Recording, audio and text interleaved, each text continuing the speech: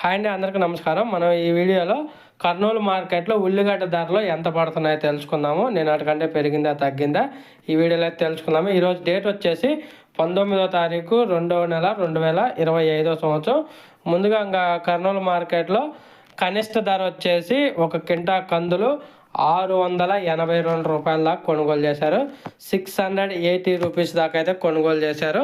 కనిష్ట ధరలో నిన్నటి మీద పోల్చుకుంటే ఒక 80 రూపాయలు అయితే పెరిగింది.